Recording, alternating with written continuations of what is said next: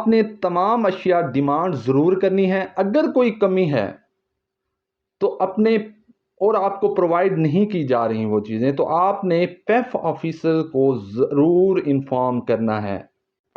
पीएसआरपी phase 1 की merit list upload कर दी गई है। आप जाकर pef.edu.pk वेबसाइट पर देख सकते हैं।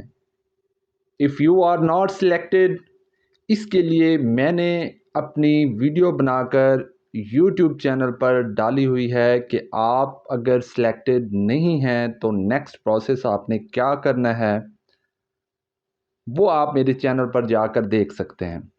अगर आपका स्टेटस सिलेक्टेड शो हो रहा है तो आपको स्कूल भी अलॉट हो गया होगा।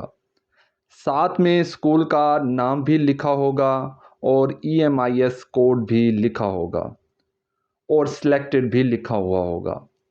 बहुत से व्यूअर्स मुझसे सवाल कर रहे हैं, कमेंट सेक्शन में कमेंट कर रहे हैं कि अब हम सिलेक्ट तो हो गए हैं, अगला प्रोसेस बताएं, अब आगे क्या करना होगा, क्या प्रोसेस होगा।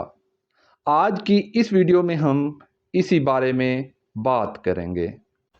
अस्सलाम वालेकुम, मैं हूं मोहम्मद शहजाद और आप देख रहे हैं मेरा चैनल एक्सट्रीम नॉलेज। इससे पहले अगर आपने मेरा चैनल सब्सक्राइब नहीं किया, मेरे चैनल पर नए हैं तो चैनल को सब्सक्राइब कर लीजिए, वीडियो को लाइक कर दीजिए और बेल आइकन का बटन ज़रूर प्रेस कर दीजिएगा ताकि मेरी हर आने वाली न्यू एंड ट्रू इंफॉर्मेशन आप तक पहुंचती रहे। देखें, अगर तो आपका स्टेटस सिलेक्टेड शो हो रहा है तो पहले तो आपने करना ये है कि पेफ की तरफ से आने वाली कॉल का इंतज़ार करना है। ये कॉल कब आएगी ये भी मैं आपको आगे चल के बताता हूँ। हमेशा की तरह ऑथेंटिक न्यूज़, जो मेरे रेगुलर व्यूअर्स हैं वो ये सब जानते हैं कि एक्सट्रीम नॉलेज चैनल पर हमेशा हकीकत पर मबनी खबर दी जाती है। झूठी और मनगढ़ंत अपडेट्स, न्यूज़, खबर नहीं दी जाती। आपने अपना सेल फ़ोन अपने पास रखना है।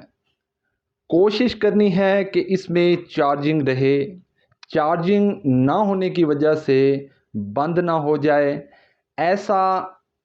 ऐसी छोटी सी बात मैं क्यों कर रहा हूँ, ऐसा 2016-17 में एक कैंडिडेट के साथ हो चुका है।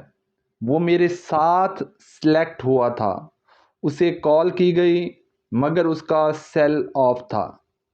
जिस वक्त नंबर ऑन हुआ उस वक्त हमारा एग्रीमेंट लाहौर में पेफ ऑफिस में साइन हो रहा था। स्कूल तो उसे मिल गया लेकिन बहुत परेशानी का सामना करना पड़ा। कॉल रिसीव करने के बाद आपको एक डेट दी जाएगी कि आप फलां डेट को आकर अपना एग्रीमेंट साइन कर लें। वहाँ इनफॉर्मल सा आपका इंटरव्यू भी हो सकता है और ऐसा भी हो सकता है कि इस दफ़ा कॉल्स करने की बजाय आपको कॉल लेटर इशू किए जाएं, जैसा NGOs को किया गया है।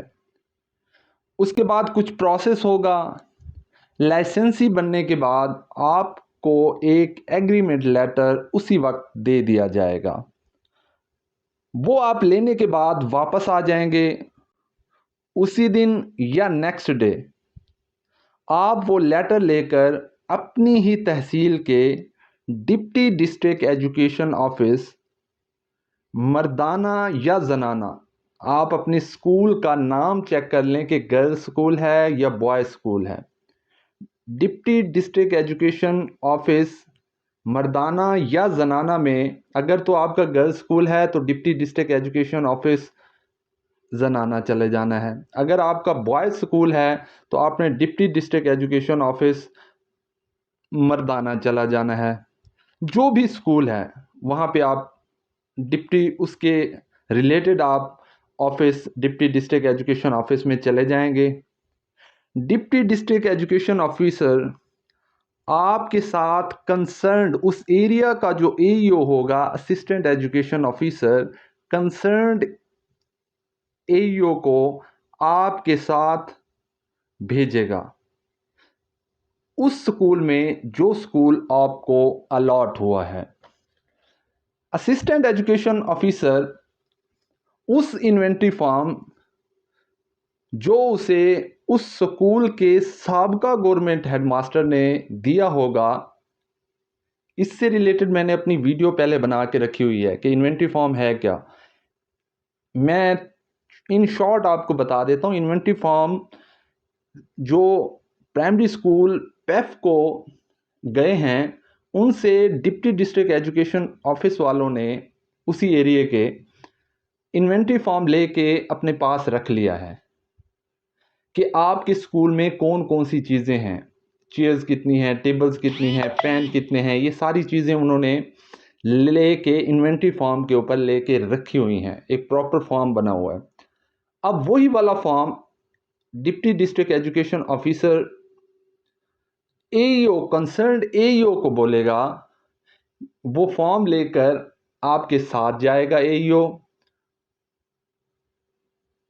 और उसी के मुताबिक तमाम चीज़ें, chairs, tables, motor, solar plates, जितनी भी चीज़ें हैं स्कूल में, सब चेक करवाएगा।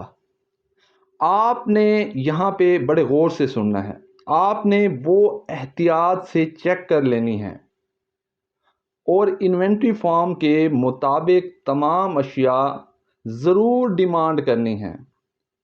अगर उनमें कमी है और वो चीज़ें वहाँ पे मौजूद भी नहीं हैं, फिर भी आपको कहा जा रहा है कि आप इन्वेंट्री फॉर्म के ऊपर साइन कर दें। एक फॉर्म आपके पास रहेगा, एक साइन करवा के एईओ अपने साथ ले जाएगा, तो वो साइन करवाएगा आपसे कि आपको ये चीज़ें मिल गई हैं। तो आपने तमाम अशिया डिमांड ज़रूर करनी है। अगर कोई कमी है तो अपने और आपको प्रोवाइड नहीं की जा रही वो चीज़ें, तो आपने पेफ ऑफिसर को ज़रूर इन्फॉर्म करना है, वरना वो एक दफ़ा इन्वेंट्री फॉर्म आपने साइन करके एईओ को दे दिया तो वो चीज़ें जो वहाँ पे अवेलेबल नहीं थी वो आपके गले पड़ जाएंगी। फॉर एग्ज़ाम्पल, प्राइमरी स्कूलों को मोस्टली, ये मैं आप लोगों को जो है वो बहुत ही सीक्रेट किस्म की बात बता रहा हूँ कि मोस्टली प्राइमरी स्कूलों को सोलर प्लेट्स दी गई हैं, 4 सोलर प्लेटें दी गई हैं। और होता यूं है कि छुट्टियों में वो सोलर प्लेटें वो हेड्स जो हैं वो अपने घर ले जाते हैं, हेडमास्टर जो हैं, और छुट्टियां जैसे ही ख़त्म होती हैं वो वापस ले आते हैं। एक तो वो इस वजह से भी करते हैं कि चोरी ना हो जाए, लेकिन आपने ये देख लेना है कि इन्वेंट्री फॉर्म में वो लिखी हुई हैं। अगर तो वो लिखी हुई हैं तो वो वहाँ पे आपने अपने हैंड ओवर ज़रूर करनी है। एहतियात कीजिएगा, ऐसे ही आपने साइन नहीं करना। अब नेक्स्ट, आपको स्कूल हैंड ओवर होने के बाद पेफ की तरफ से आपको स्कूल ओपन कब करना है इसके बारे में बताया जाएगा, और पेफ पॉलिसीज़ के मुताबिक स्कूल की जो लुक है उसको चेंज किया जाएगा। जैसे कि पेफ स्कूल्स की लुक होती है, उनके साइन बोर्ड्स और दूसरी बहुत सारी चीज़ें हैं, उसके मुताबिक उसको आपसे तब्दील करवाया जाएगा। वो आपको इंस्ट्रक्शंस मिलती रहेंगी पेफ की तरफ से। उसके बाद फ़ौरन जो काम करना है पेफ ने वो और आपने करना है, टीचर्स डाटा आपने फ़ौरन पेफ को प्रोवाइड करना है जैसे ही आप स्कूल ओपन करें। आपसे उसके बाद आपके बच्चों से क्यूएटी लिया जाएगा, देन उसके बाद फर्स्ट पेमेंट जो है वो आपको दी जाएगी। तो ये थी हमारी आज की वीडियो। होप सो कि आपको ये वीडियो पसंद आई होगी। If you like this video kindly subscribe my YouTube channel and also press the bell icon, ताकि मेरी हर आने वाली न्यू एंड ट्रू इन्फॉर्मेशन आप तक पहुंचती रहे।